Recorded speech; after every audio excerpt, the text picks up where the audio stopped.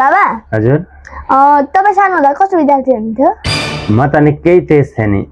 त्यही भएर त म सुस्त छु। किन? किनकि सबै तेज हजुरले नै लाग्नु भयो। सबै तेज हजुरले नै लाग्नु भयो। नमस्कार अनि स्वागत छ हाम्रो अर्को एउटा नयाँ भिडियोमा। सधैँ आज पनि हामी 43औं भिडियो लिएर उपस्थित भइसकेका छौँ प्रश्न उत्तरको साथमा। आज हामी 43औं दिनको भिडियो सुट गर्दैछौँ। आज एकदमै विशेष छ। विशेष यो मानेमा छ कि भर्खरै घटेका घटनाहरू समसामयिकमा पनि एकदमै हट केक भन्दा पनि फरक नपर्ने जुन मन्त्रीमण्डल 2-3-4 दिन अगाडि गठन भएको थियो, हो त्यही मन्त्रीमण्डलमा आज 10 जना मन्त्रीहरूको नाम म छोरालाई सोध्दैछु। उसलाई कति भन्छ कति भन्दैन सुन्दिनुस् है त।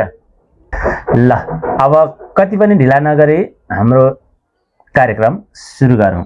Let's go. Are you ready? Yes. Okay. ल नेपालका अहिलेका प्रधानमन्त्री को हुन्? बालेन्द्र शाह। बालेन्द्र शाह। बालेन्द्र शाह। ल बालेन्द्र शाह कहिले नेपालको प्रधानमन्त्रीमा नियुक्ति भए? विक्रम सम्वत 2082 साल चैत 13 गते। 82 साल चैत 13 गते। ओके। ल त्यस्तै गरी अर्को छ अर्थमन्त्री। अर्थमन्त्री स्वर्णिम वाग्ले। स्वर्णिम वाग्ले। स्वर्णिम वाग्ले। ल अर्का मन्त्री परराष्ट्र मन्त्री। परराष्ट्र मन्त्री शिशिर खनाल। शिशिर खनाल। ल त्यस्तै गरी म फटाफट सोध्छु गृहमन्त्री। सुदन गुरुङ। सुदन गुरुङ। म कसैलाई छोड्दिनँ भनेको भिडियो थियो होइन? ल त्यस्तै गरी अर्का मन्त्री कानुन न्याय तथा संसदीय मामिला मन्त्री। कानुन मन्त्री सोभिता गौतम। सोभिता गौतम। ल त्यस्तै गरी महिला बालबालिका तथा ज्येष्ठ नागरिक मन्त्री सीता बादी। सीता बादी।